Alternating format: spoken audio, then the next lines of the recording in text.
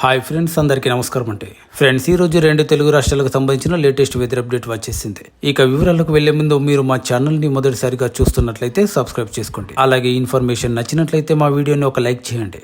ఇక వివరాలకు వెళ్తే తెలంగాణ రాష్ట్రంలో మళ్లీ భారీ వర్షాలు కురనున్నాయి. ఉత్తర బంగాళాఖాతం మధ్య ప్రాంతంలో ఏర్పడిన అల్పపీడనం ప్రభావంతో రాష్ట్ర వ్యాప్తంగా వర్షాలు కురిసే అవకాశం ఉన్నట్లు వాతావరణ శాఖ తెలిపింది.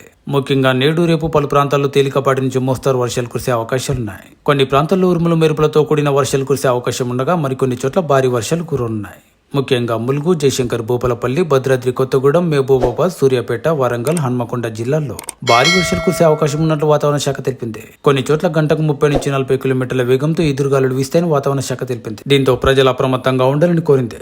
బంగాళాఖాతంలో నేడు అల్పపీడనం ఏర్పడింది. మరోవైపు అరేబియా సముద్రం నుండి గుజరాత్, మధ్యప్రదేశ్, మహారాష్ట్ర, తెలంగాణ, కోస్తాంధ్ర మీదుగా ఉపరితల ఆవర్తనం వరకు ద్రోణి కొనసాగుతోంది. ఈ ప్రభావంతో ఏపీలో రానున్న 2 రోజులు భారీ నుంచి అతి భారీ వర్షాలు కురుస్తాయని వాతావరణ శాఖ తెలిపింది. ఉత్తర కోస్తా వెంబడి గంటకు 40 నుంచి 50 కిలోమీటర్ల వేగంతో గాలులు వీచే అవకాశం ఉన్నట్లు వెల్లడించింది. దీంతో మత్స్యకారులు సముద్రంలో వేటకు వెళ్లవద్దని కోరింది. ఉత్తర కోస్తాంధ్రప్రదేశ్ లో నేడు భారీ నుంచి అతి భారీ వర్షాలు కురిసే అవకాశం ఉంది. కొన్ని చోట్ల ఉరుముల మెరుపులతో పాటు బలమైన గాలులు వీచే అవకాశాలున్నాయి. గాలుల వేగం గంటకు 40 నుంచి 50 కిలోమీటర్ల వేగంతో వీచే అవకాశం ఉంది.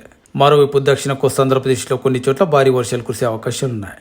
ఇటు రాయలసీమలో కూడా నేడు తేలికపాటి నుంచి మోస్తారు వర్షాలు కురిసే అవకాశాలున్నాయి. మరికొన్ని చోట్ల ఉరుముల మెరుపులతో కూడిన వర్షాలుంటాయి.